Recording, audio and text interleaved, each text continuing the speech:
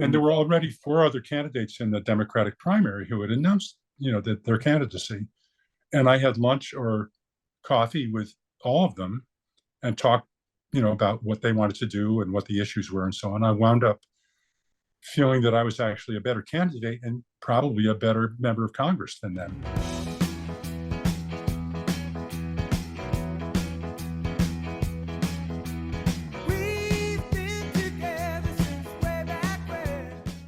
Hi, this is Tris McCall, and you're watching or listening to the Hip Spotlight. We've got John Hall here today, and John Hall is a very interesting musician with a unique career. He had hits in the 70s, hits in the 80s, pop hits, and was successful making music. And then later in his life, he became a successful politician and was elected to U.S. Congress. And we're going to talk about his life in music and talk about his observations and what he brought to his own music. He's got a new record out, which is called Reclaiming My Time, a good name for a record for somebody who is involved in American politics. John, nice to see you here today. Thanks for coming on the program on the Hip Spotlight. Thanks for having me, Chris. You're from Baltimore. A lot of good things are from Baltimore. I was born in Baltimore. What yes, brought born in Baltimore. Grew up in Elmira, New York, out in the southern tier, as they call it, the western part of the state, and lived most of my adult life in the Woodstock, Hudson Valley area of New York. Woodstock is such a really mythologized place. We think of Woodstock, especially at that time in the 70s, think of Woodstock as a place where so much was going on. What was Woodstock like then in the 70s? Were there musicians everywhere? Oh yeah, there were, and some famous, some not so famous. I remember checking out of the A&P supermarket one time and having Van Morrison in front of me in line and Bob Dylan behind me in line. So, I was going to ask you about anything could happen. Those two guys, because I do think about Woodstock, Van Morrison around that time. And now I think of modern Ulster County. I think of as a place that's really deeply attached to New York. There's lots of city people doing day trips and tourism, people with second homes or just going up to get vegetables. Was it like that then? Was it connected to New York in the same way that it is now?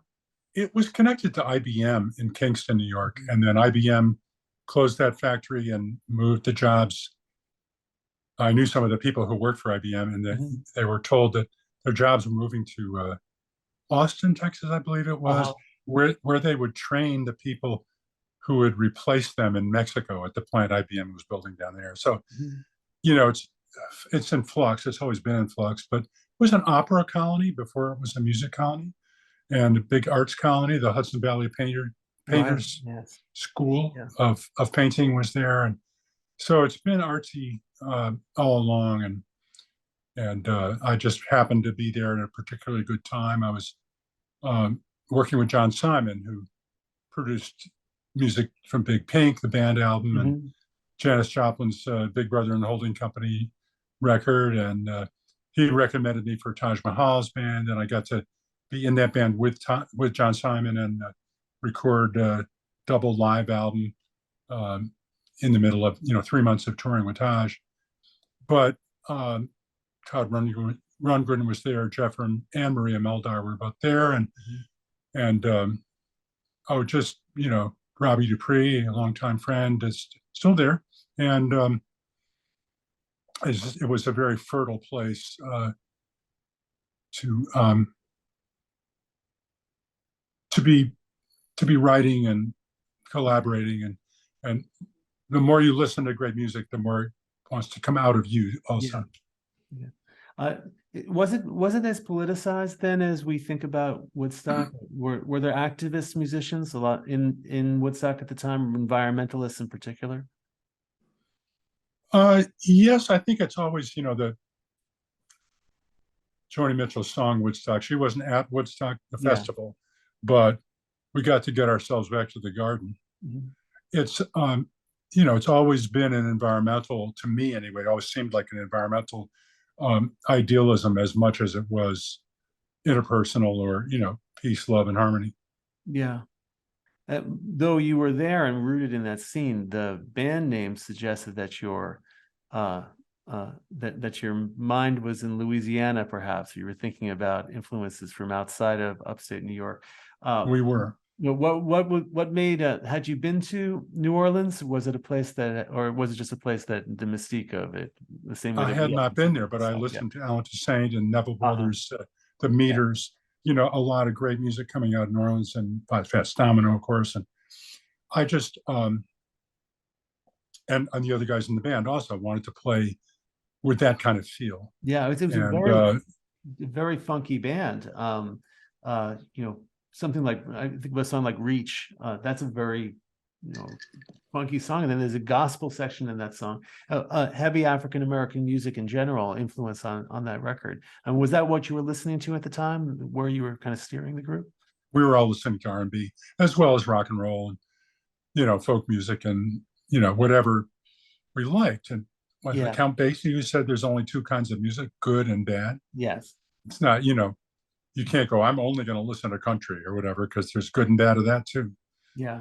And my opinion of which is which might differ from other people's, but we listened to what we liked and then wrote songs that were inspired by those things. So there was a little reggae and a little funk and rock stuff and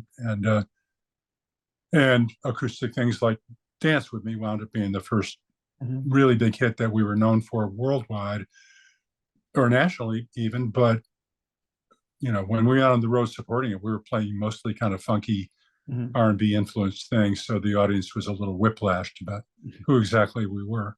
Well, it's funny the way it tends to happen a lot of times when a band goes on the road. It does really change the approach, and things do get more live. And I think that the trajectory of those first four albums, it does get funkier as it goes along. And Wells Kelly had this terrific pocket. You lost him in the 80s, right? He Wells passed on in 1984. 84 it was. Was he in King Harvest? His brother Sherman was in King Harvest and wrote the song "Dancing in the Moonlight," which was their big hit. And Wells was with them for a little while, but he wasn't sort of a constant in that band.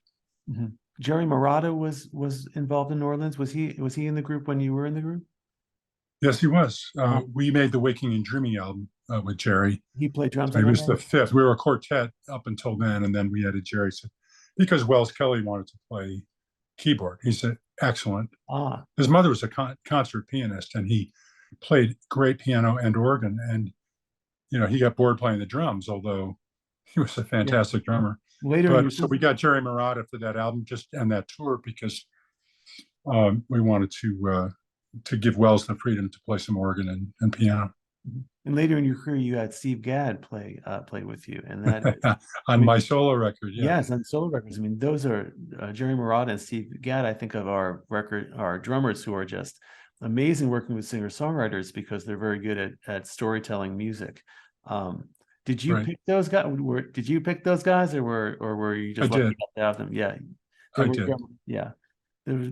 Steve. I met Steve when I was playing guitar on Bonnie Raitt's Streetlights album. Right. Yeah. And Steve played drums on that, and so we had not only sessions of playing music together, but hangouts in the coffee kitchen room, and it's I've worked with him over the years since then. He played on my eponymous album, John Hall album, in 1978, and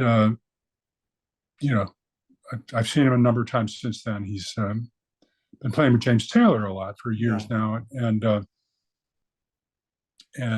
my wife is working with James, so I've been to a number of their. I mean, I know James anyway, but I've seen Steve more recently than I did for years because I've been going to those shows. Still the one, Dance With Me, Love Takes Time. These are songs that are still very much in circulation. You might go into a store and hear the song played, or you might hear radio stations that still play music, particularly music from the 1970s, but just in general. These are songs that have really shown that they have legs, and people still know them very, very well. Are you surprised at the persistence of the popularity of some of the music that you wrote in the 70s? I mean, it seems kind of when you think about it, a lot of time has gone by and they're still really in circulation. Does it seem like, does it take you by surprise sometimes that there's still, people still know this stuff? Well, we cut Dance With Me is still the one back when people were saying, don't trust anybody over 30. Uh-huh. And Yeah. so, Right. yeah, I mean, it's a surprise, but then it's a surprise I'm still alive. I mean, I lost plenty of, I mean, Janis Joplin, Mhm. uh, Lowell George. The list goes on. I mean, two of our band members from Orleans, Lance Hoppin and I are the two surviving Mhm. members of that original band. And we're both sober. And the other two guys are dead. And that was, there was good news about the 60s and 70s, and there was bad news, and that was part of the bad news. Right. Yeah. How did you hook up with Jackson Browne? I know that you were that you did tour with him. Was it someone, did you know him through music, or I didn't think he was making music in New York at that point. Was it the record company that kind of got you guys together? We were signed to Electro Asylum Records. We made the two biggest Orleans albums, Let There Be Music and Waking and Dreaming, for Asylum Records, and Jackson was a label mate. So I would see him in the offices there and talk to him. And I was close friends with Bonnie Raitt Yeah. since before that. And so Bonnie had introduced me to Jackson as well. And I wound up doing many shows with Jackson, including a whole tour. Um, and and also playing on Here Come Those Tears Again, Ah, one of his biggest records. So yeah, Jackson and I go way back, and I'm a big admirer. Before I knew him, I was a fan, and especially admired the way he could write love songs on one hand, and then sort of environmental political songs on another, and have yes. those be just as poetic as the love songs. Yeah. At the time of I guess at the time of Still the One, he was just coming off Late for the Sky, which I think of as kind of the quintessential singer-songwriter record. In many ways, that record is just it's really never been equaled in how poetic it is. Well, I feel like I do hear that influence on Waking and Dreaming. Like a song like I Don't Have You, for instance. I think that has some of the like Jackson Browne yearning in it, or like At the Break of Day, a kind of song like that. Did you feel like Jackson Browne influenced your direction musically as well as politically, or just Absolutely, more than, yeah, absolutely, yeah. and lyrically. Mhm. And Johanna, my first wife and lyricist of many songs at that period, was also influenced by him. I mean, we Yeah. were influenced by Joni Mitchell. I mean, when you talk about lyricists, you know, after you get past Bob Dylan and a few other people, it's like you get to Jackson and to Joni. Yeah. That's what I felt anyway. In That my book, that there's was there is no beating Joni Mitchell for anything. I mean, Joni right, Mitchell to me is the pinnacle of pretty much everything in right. music. But yeah, And she yeah. was also on Asylum the same time we were. She Mhm. another label mate. I mean, thank God for David Geffen. I Mhm. don't know him personally well enough to say that, but musically, taste wise, career wise, for me, uh, being involved with David Geffen was a really good thing.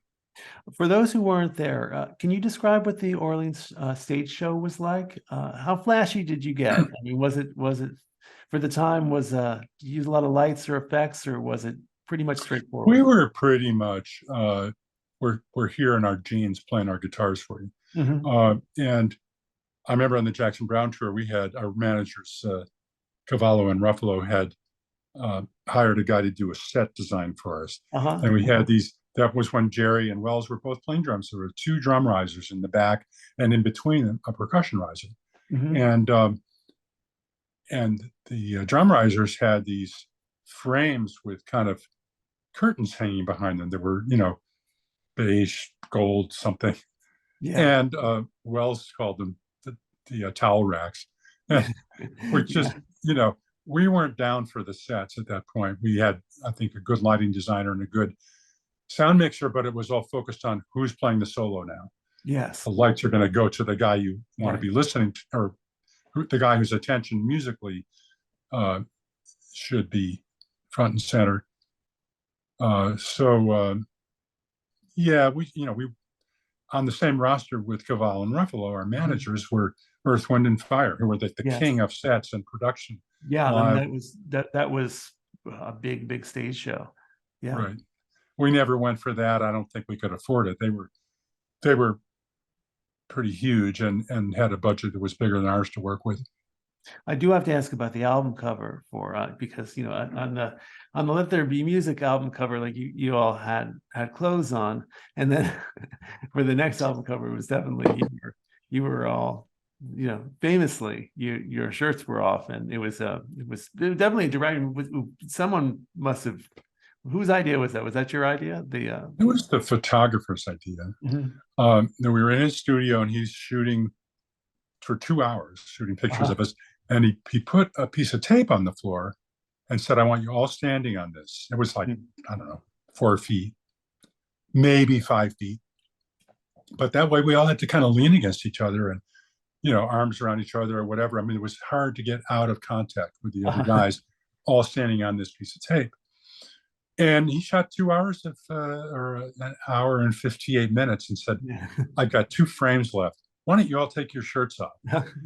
So we did. And he got one of us all with our eyes open and another one, all of us closed. Yeah. And so, of course, those are the 2 the record company chose.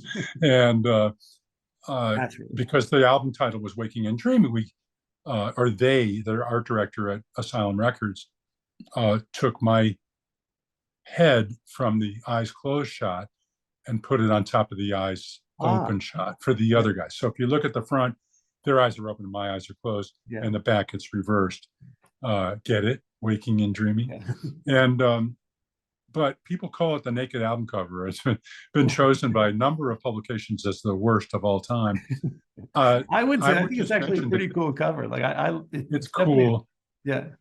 Kmart wouldn't stock it because they said it looked like we were naked. We actually had our jeans on, but they made the label airbrush jeans in back on, I think me and Larry and maybe Lance too, whoever was on the sides, had a little bit of blue jean airbrushed back in. So they would feel like at that time, middle America, you're selling records in Cincinnati or something, or Alabama, you don't want to be offending the local pastor.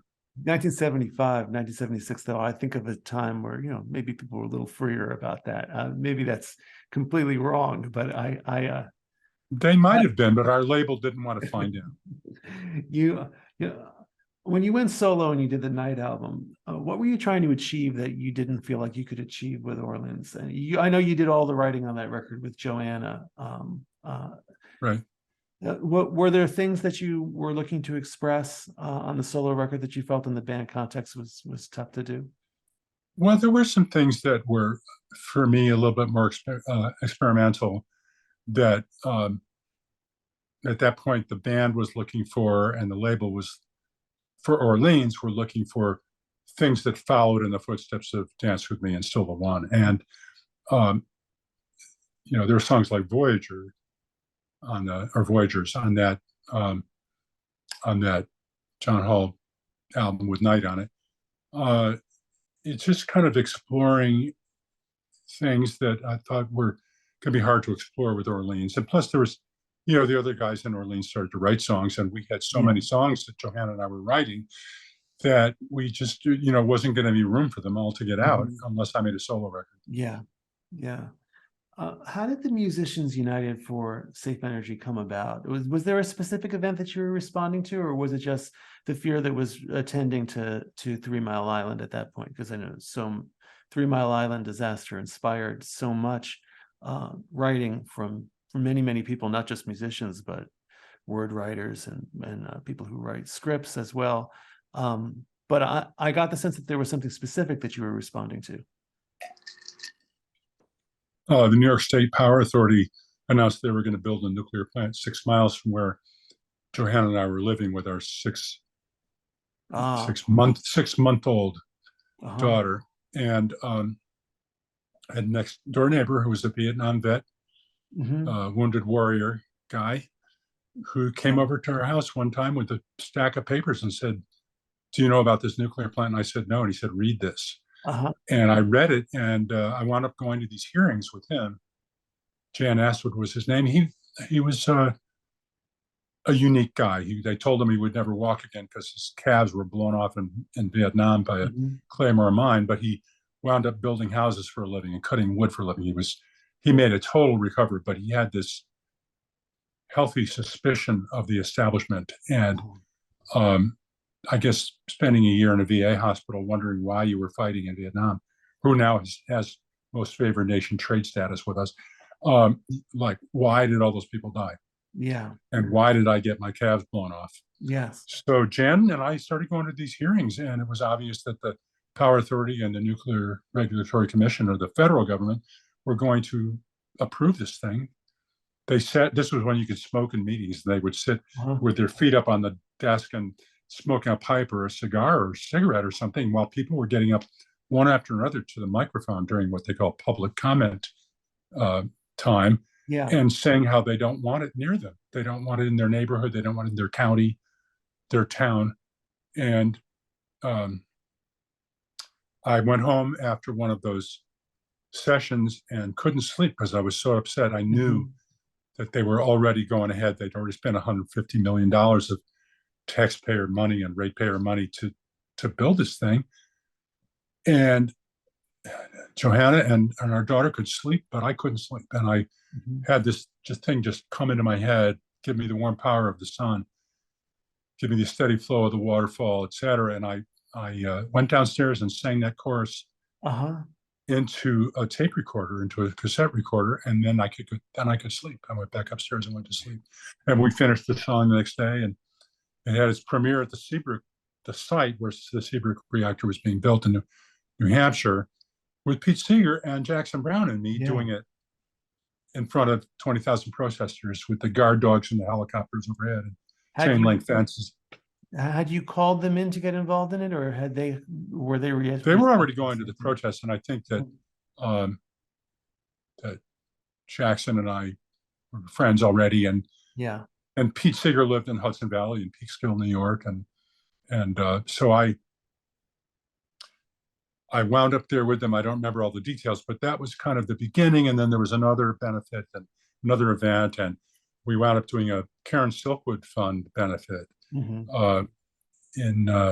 Manhattan. That I think was the Palladium, and that one Bonnie was on also, and Jesse Colin Young, and I think James Taylor and Carly Simon were both there, and after the show, it was a great show, and it was sold out, and it raised a lot of money for the Karen Silkwood Foundation, but it also got us thinking and talking backstage about what next.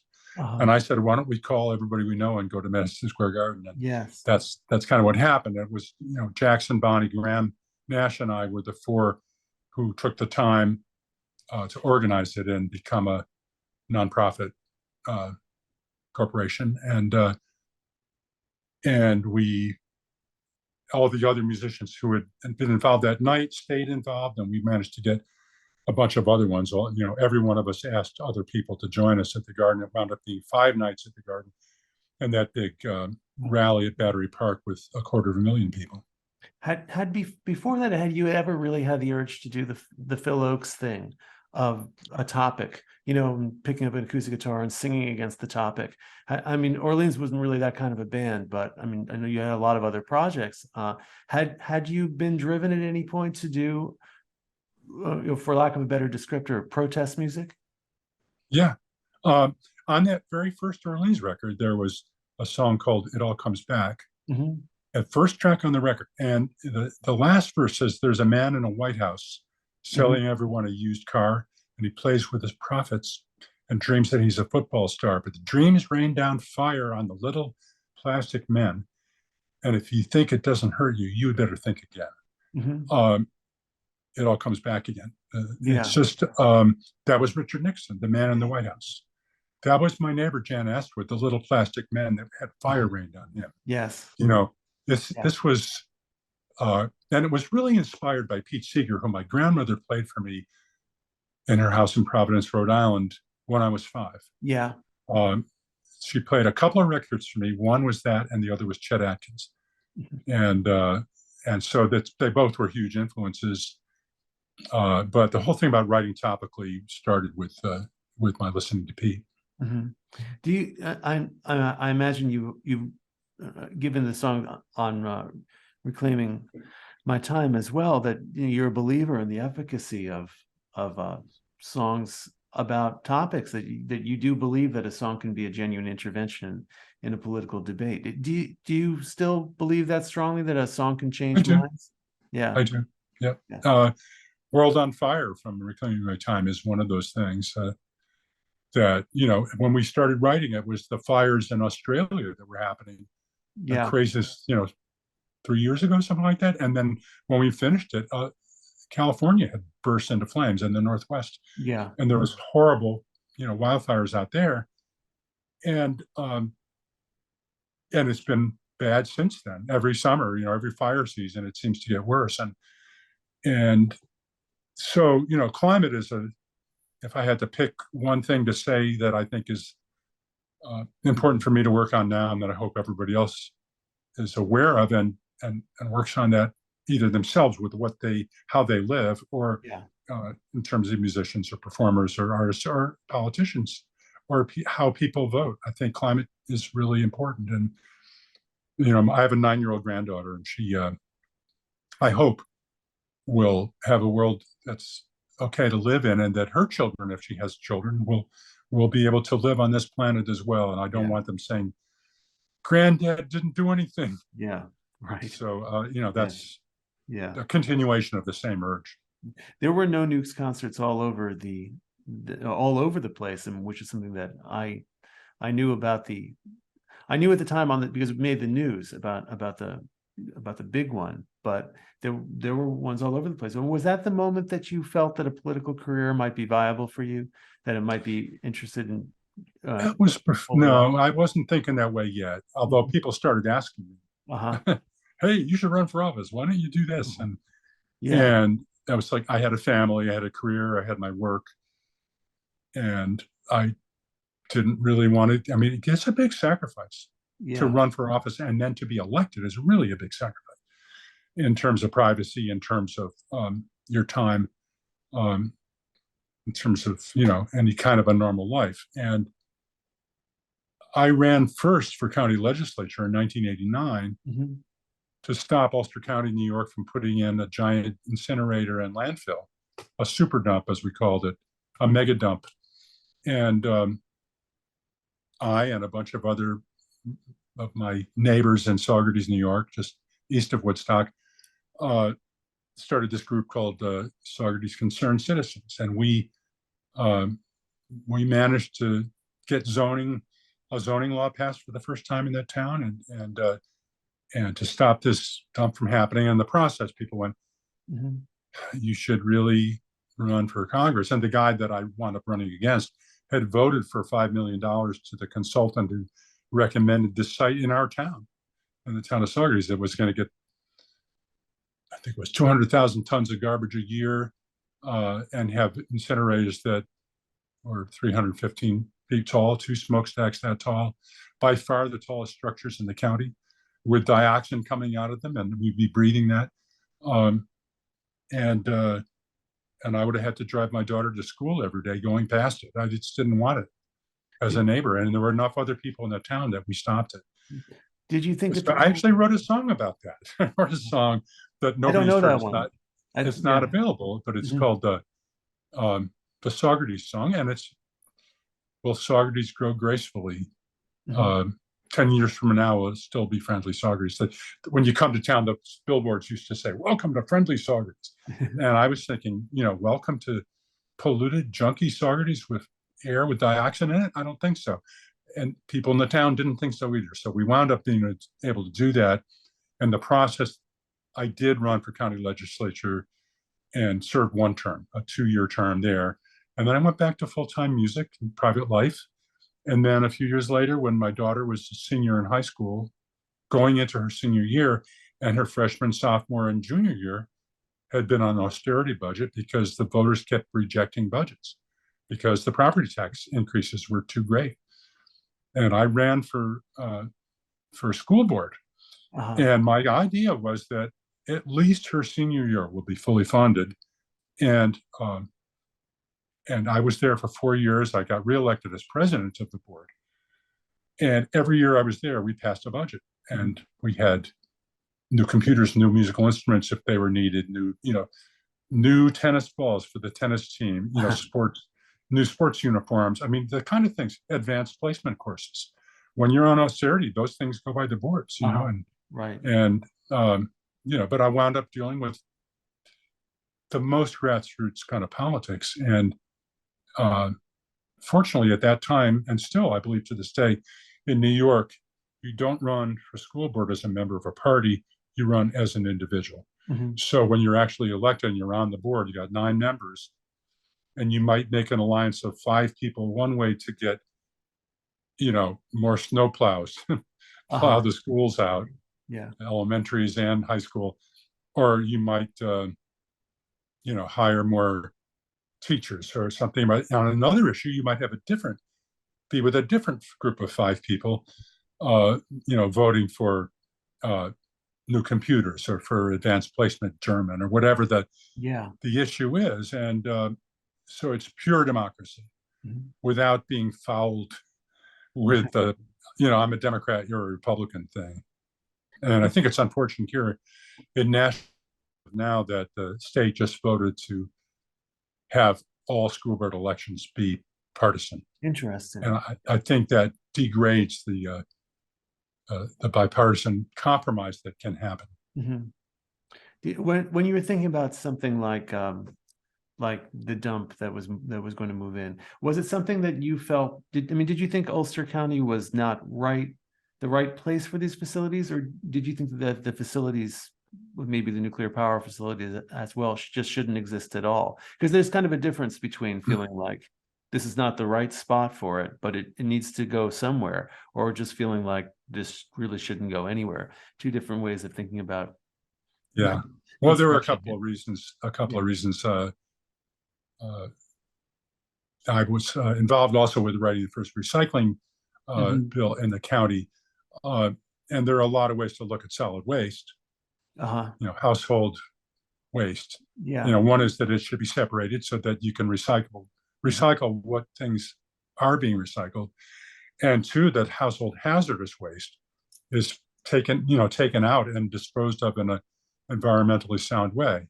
And 3, that if there is a landfill, it has to be built like they are now with a liner and a leachate collection system to get the rainwater that comes down shouldn't be able to run through all those toxics into your groundwater. And that's why the landfills today are all capped and have those liners. But we knew, we were doing a lot of research, me and the other people involved in this, and our attorney. We got an attorney who had stopped the Love Canal. He represented those neighbors in Love Canal and managed to stop the chemical dumping out that was poisoning people and giving them cancer. And he was just an extraordinary environmental lawyer who I believe now is on the board of the National Resource Defense Council. But we did enough research to know that New York City was closing the Fresh Kills landfill on Staten Island, where all of New York City garbage was going, and that they were going to send it up the thruway to Saugerties, which we had an exit right there across from the site they had picked. That was being enlarged with a lane in the exit from the thruway that was big enough to handle these big trucks, big garbage hauling trucks. And they were going to go across the street right into the Winston Farm, which was the last undeveloped farm in our town, and an old horse farm. The guy, James Winston, who used to own this farm, and it's named after, designed the whole aqueduct and reservoir system for New York City. All the drinking water for New York City that comes from the Catskills were designed by this guy. It was a major engineering feat. And to have his farm that's on the National Historic Register turned into a dump and incinerator just seemed like sacrilege to us. And so maybe we were NIMBYs, but we had good reason to not want it there. And I could go on, but I probably shouldn't. So Saugerties is a really fun place. Saugerties is my favorite ice cream, any place on the East Coast. the alleyway ice cream in Saugerties. Yeah. I love that ice cream. That's so good. Yeah. That mint chocolate chip at that spot. It's just, it's just, I think it's really amazing. When you ran for Congress, was your first run against Sue Kelly? Was that the first time that you ran? That was my first, yeah. That was the first time? And Yeah. she was a 12-year incumbent who was elected in 94, I think it was, with the Newt Gingrich contract with America. But she wasn't that much, she wasn't really a contract with America type of Republican, was she? She was a little bit, she was pro-choice and at least nominally an environmentalist, I think.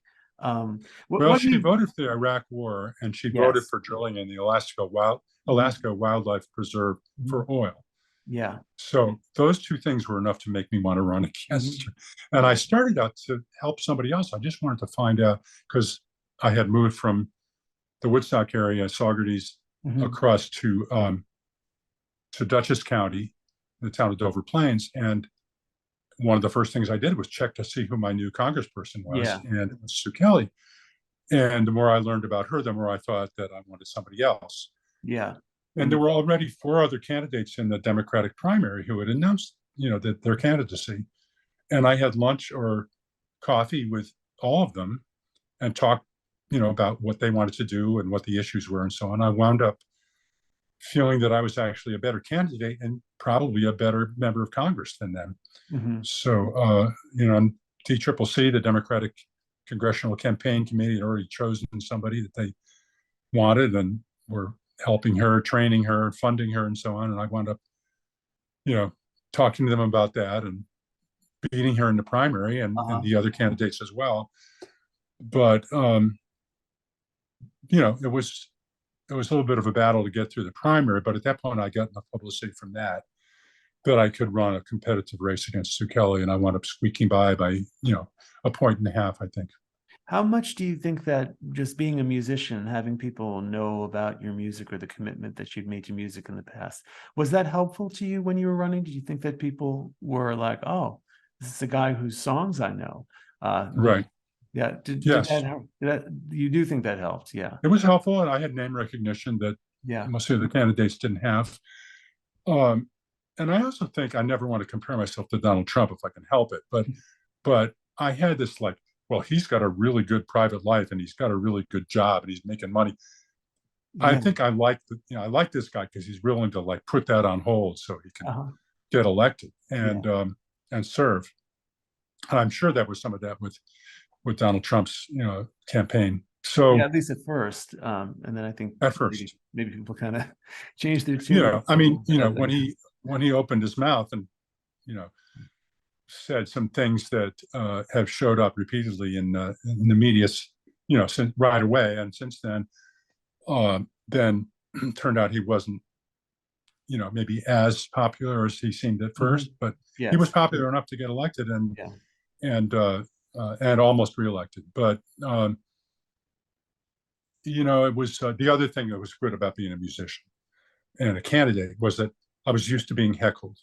I was used to having to handle challenges on stage, either in a debate or if I was speaking at some public event and somebody went, go back, why don't you go back to Baltimore, where I was born, but I didn't live there much. But, I was used to handling hecklers and to thinking on my feet. As a musician, I'm an improviser. It's one of the things I like best is not just playing a song, but improvising on it. And New Orleans was a jam band really when we started out, and we, all through our career as a band, we have been and could be.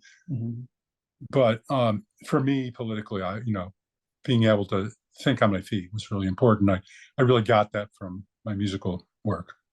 Andy mentioned that you were on the Colbert Show, which I didn't see, but he said that it was decisive that your opponent did not want to do the show, but that you did do the show and that you got to sing the Star Did you see that? Yes, he pointed that out to me, the Star Spangled Banner. Yeah, they were so much fun. I was pretty tired. Cool. I was campaigning really hard, and which means 8 o'clock in the morning till 10 or 11 or midnight at night.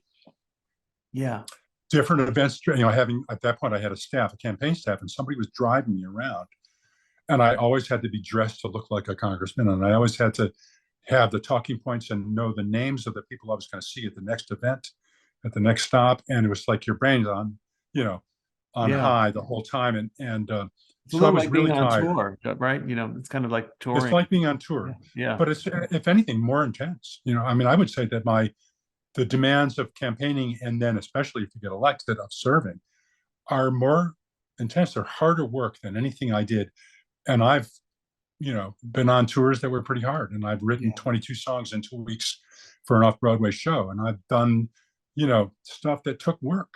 Yeah. And my dad, the engineer, used to say work is anything that won't do itself. And I was a pretty hard worker. Yeah. But nothing like this. And so I showed up at Colbert's studio really tired, and this was when he was on Comedy Central, and I'd heard in advance from my press secretary, Tom Stouter, a wonderful guy that you may know. He's done a lot of writing himself and dealing with journalists. And but he said that the booker on Colbert said, "Don't try to be the funny guy." Kevin likes it when he's that, and you can be the foil. Mm-hmm. And I was good at that because I was so tired. I could not. I mean, when he said, "Do you want to say something awful about your opponent?" I said, "No, I like to talk about what I want to do. That's good." And he said, "Well, in that case, I want you to do the pick a card game with me, because they'll say it for you." Yeah. And so he held out a bunch of cards, and I picked one, and he read it, and it said, "Sue Kelly is on drugs," and or he made me read it, and it said that, and then Colbert turns to the camera and goes, "I didn't say that. He said it." He was that. He wanted to know if I would sing some, I don't know what, "God Bless the USA" or something with him. And I said, "No, I don't." And he said, "Well, would you sing the national anthem with me, or would you sing dance with me? And I said, "Sure, I'll do that." And so we would, he went up, he said, got a tenor voice, and I got a baritone voice. So he sang the melody on Dance with Me, and I sang the low harmony, which is actually what I sang on the record. But on the national anthem, he wanted to sing the bass part. The "Oh, say, can you see by the dawn's early light what so proudly we hailed?" And I was like, "Oh, say, can you see by the dawn's early light?" So one of them, I was the melody, and the other one, he was the melody. And it was just, he is so spontaneous and so funny off camera. He's just as funny as he is on. And it was really fun. And also got me in front of a lot of people, and probably had something to do with my winning. If there were people teetering in that last, I think it was Monday night, the day before the election, when my first show with him went on, and he said, "Would you come back Thursday?"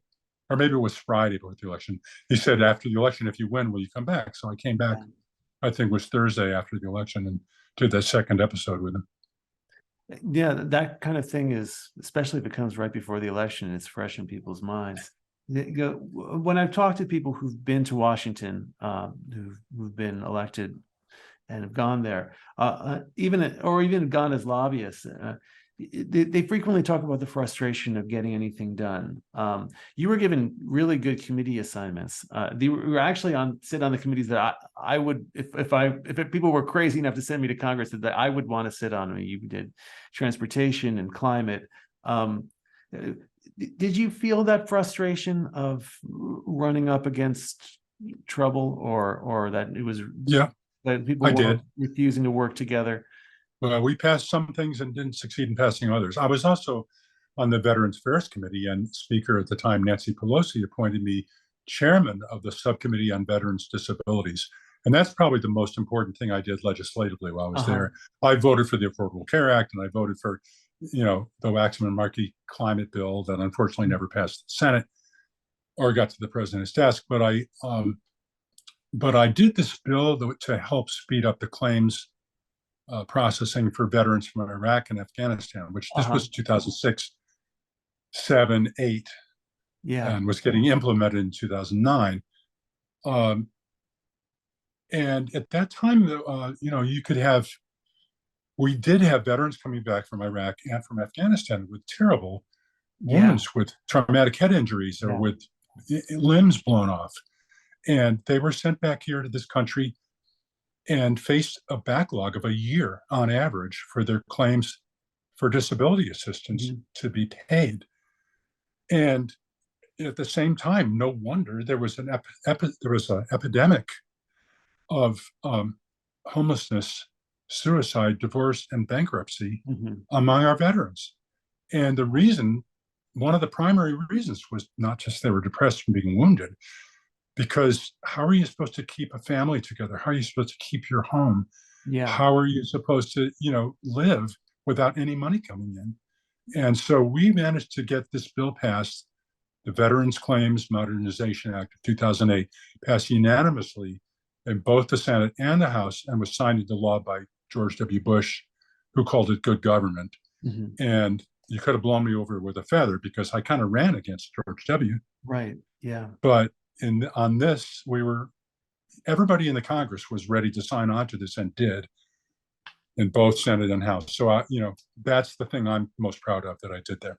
Yeah, and it's always nice to hear stories about bipartisanship working. I mean, you were on the front line of a major shift in politics in upstate, because when I was younger, there were Republicans, and many of whom were from upstate New York, who were really, you thought of them as environmentalists. I mean, I think of Congressman Bullard, for instance, was a guy who he had the gavel on the science committee, and there were a lot of things that he did that I disagreed with, but he was a very serious person. And what happened to guys like that? I mean, I feel like they are just gone. And upstate New York seems to have changed. The Republican Party in upstate New York does seem to have changed a lot, and it's very hard to even have a conversation about the environment. And where it used to be, there were environmentalists. It does seem like things have really shifted, just in the past 2 decades, even. It has, just like the weather is getting more extreme. It seems like the political parties, the primary voters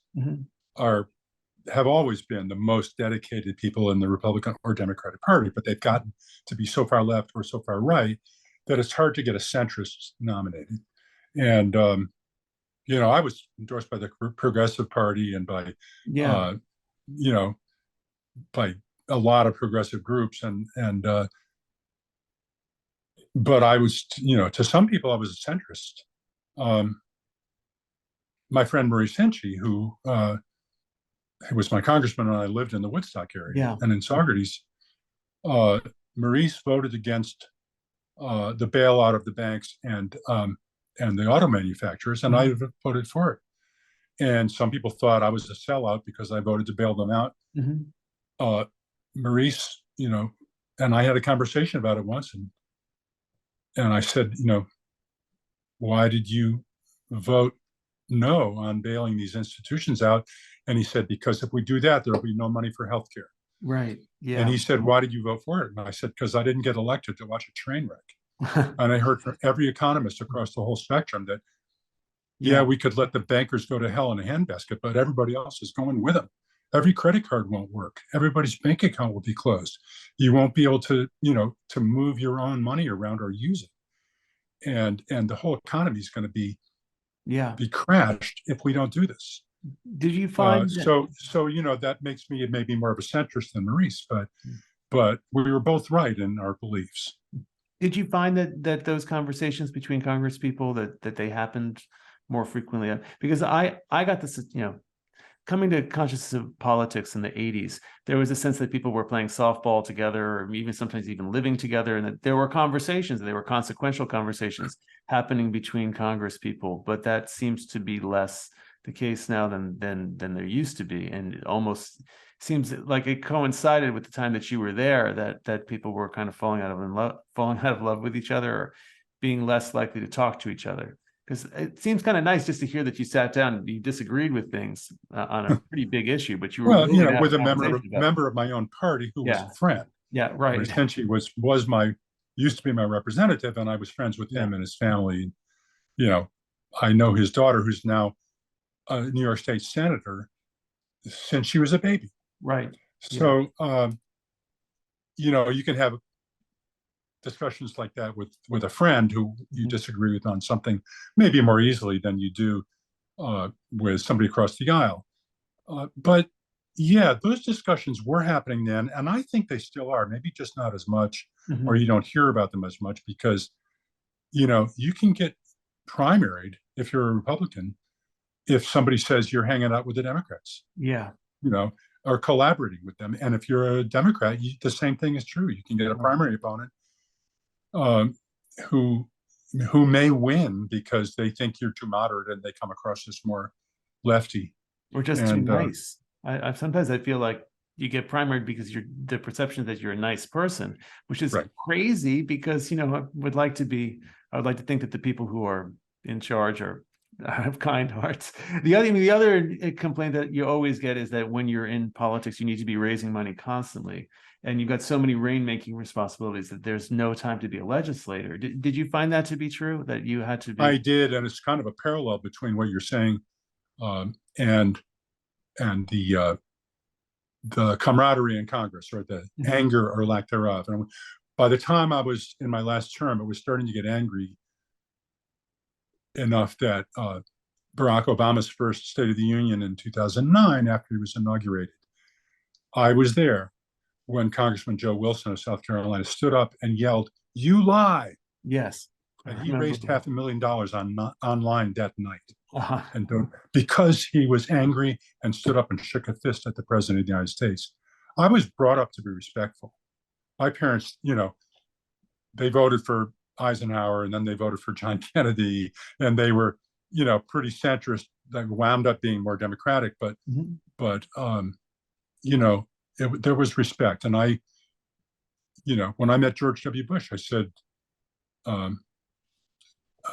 President, it's a pleasure and an honor to meet you," and shook his hand. It's not, I don't shake my fist at people and yell. But that unfortunately has kept going to the point where you saw Marjorie Taylor Greene at this most recent State of the Union shaking her fist and yelling at Joe Biden. And it's just, it's a disrespect not only to the person, but to our country, I think, and to the institutions. It's if we don't have enough faith in this country and each other to believe that the election happened, now we're going to live with it. To believe that the ordinary people who are the poll watchers, people who sit there. I mean, I see them when I go vote. They're mostly older people, and they work as volunteers, and take a lot of flack for it, or at least they have to put in hours that they're getting paid, not even a living wage to do.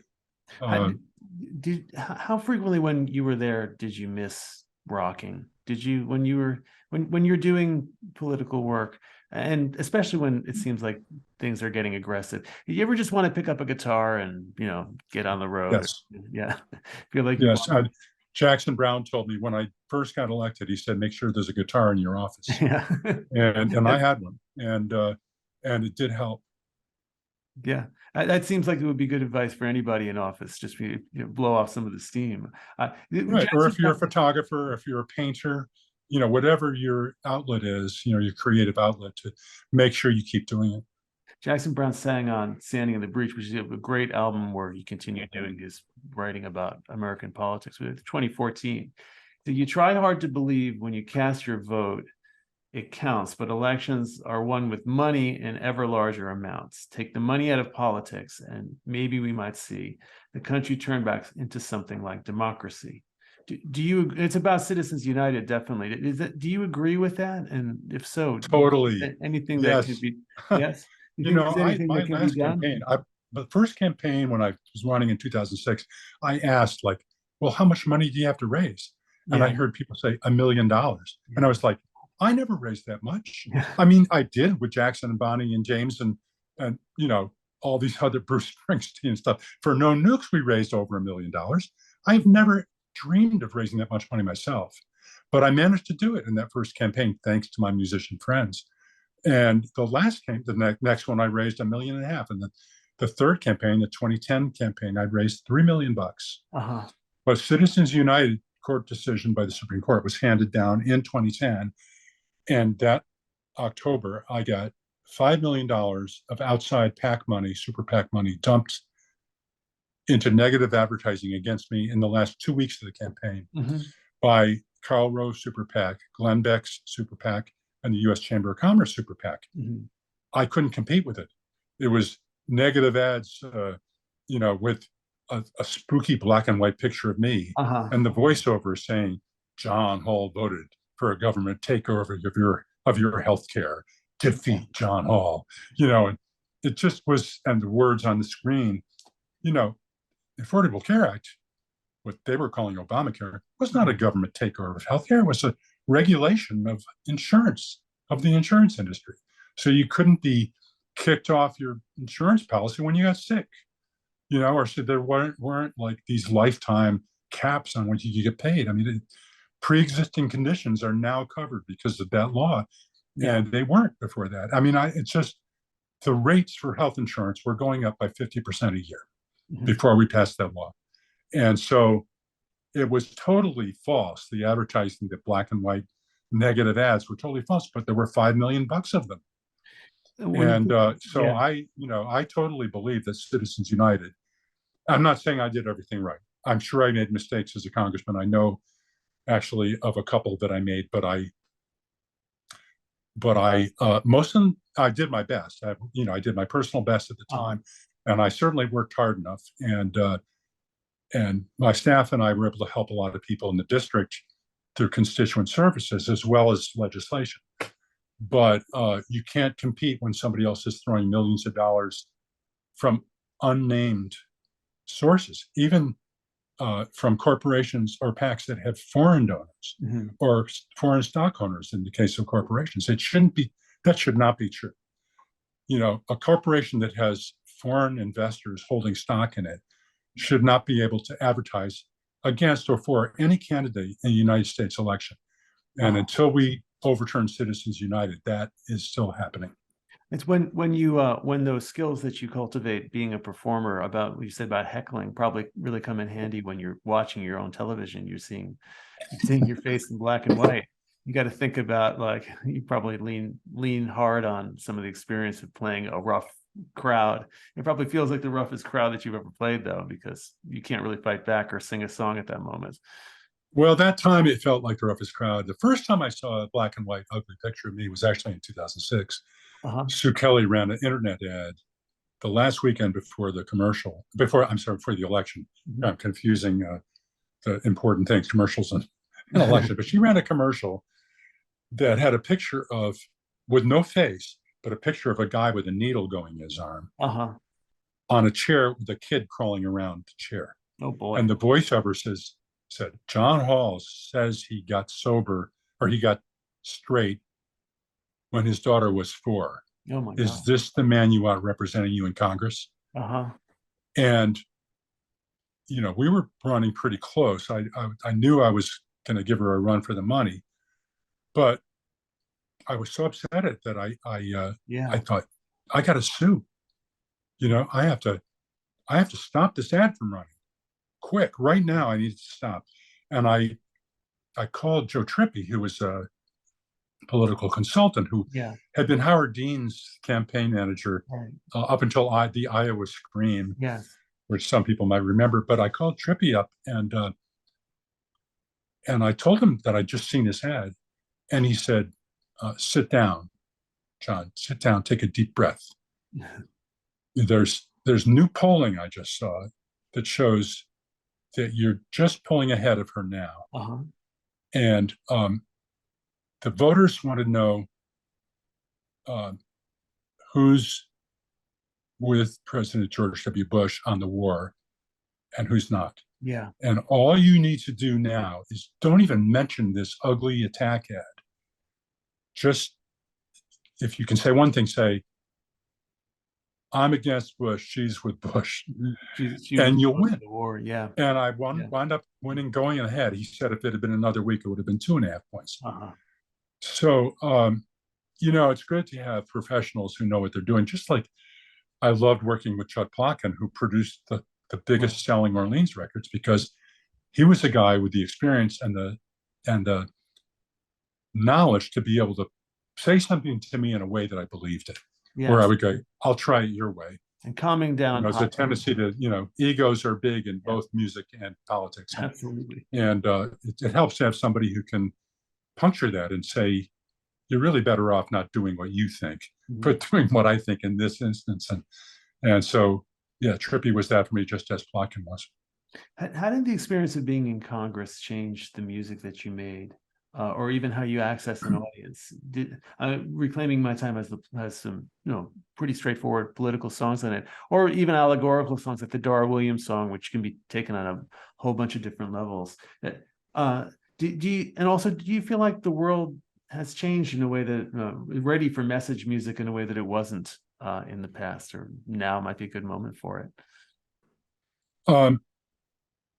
Well, I'm speaking of Pete Seeger, I'm thinking about the Byrds doing Turn, Turn, Turn. Yes. I'm thinking about, lots of people doing This Land Is Your Land. Mm-hmm. I'm thinking about, there have been songs I'm thinking about Frida Payne, Bring the Boys Home. Uh-huh. There have been hit songs that really threw the whole pop, what I would call pop in the broad sense of the word, era that are topical songs. And I get asked sometimes, so are you a topical songwriter? And I said, well, Dance With Me is a topic. Still the One's a topic. The song I wrote with Steve Wariner that was a #1 country hit, You Can Dream of Me, is a topic. But sometimes they need to be Give One Heart, the song that we got with Orleans that Linda Ronstadt recorded. It's a love song, but it's about how you have to give to get. You give your love to somebody else, and you get something priceless and equal or more than equal in return. You get back 2 hearts. And it's always a message. Is always in a good song. I mean, Joni Mitchell, whether she was writing Free Man in Paris or whether she was writing The Seasons They Go Round and Round and the Painted Ponies Go Up and Down, or whether she was writing, Pay Paradise, Put Up a Parking Lot. They're message songs. Yeah. And so I've never really seen a sharp divide between those things. And I think on Reclaiming My Time, the song I sang with Dar, Save the Monarch, is really a prayer, as much as it's an environmental or political song. And Alone Too Long, the first single that was released off of the record, first video off of the record, is a song that was really about the pandemic, started out being about the pandemic. And it also, my friend John Paul Daniel, who I wrote that song with, had lost his wife of 35 years. And was also my friend for that long. They both were to pancreatic cancer.